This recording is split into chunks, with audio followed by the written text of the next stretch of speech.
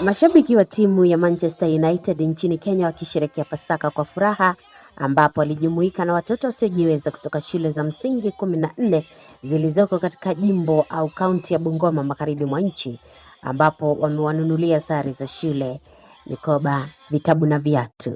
Niko grade 4. Nilikuja wenye walitupima uniform walituambia Jumamosi ukuje huku watupe uniform na mabag na masweta. Tumekuja wametupea Manchester team. Majina yangu ni Florence Kinyale kutoka shule ya msingi ya Luyehe. Nimekuja na wanafunzi 23 wamepokea kila ambacho walikuja: paki, viatu, socks, motisha ambao unasema ya kwamba watu wengine pia waike mfano. Kwa vile watoto wanatoka katika familia maskini. Sasa bila wamefaa hivi hata wakifika kule kijijini watu wengine watashangaa. Kutoka grade 1 mpaka grade 5. Naangalia jinsi wanafanana.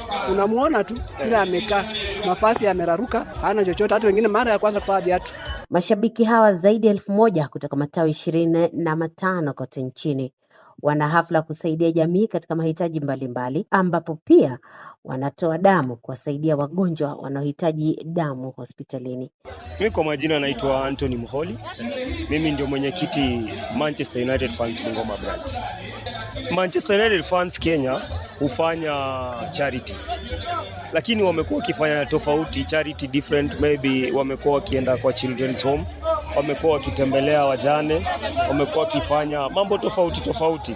Sisi kama Bungoma na kitu ambacho tukakaa chini tukafikiria, tukaona hao watoto wenye wako shule na hawana uwezo.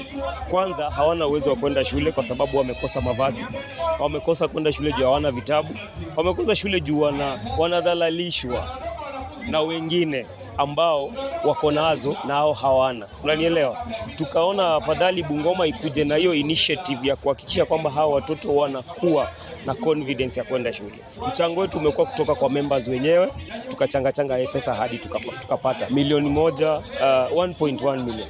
Tawi la Bungoma wasajili mashabiki kwa ada shilingi 300, hiyo ni kama $2, na wanachama wanatakiwa kutii masharti yote yakiwemo kutoa michango na kujumuika na wenzao kwa hafla za ushabiki, pamoja na kuweka maadili mema, pamoja na kutii sheria za nchi wakati wote wakiwa mashabiki.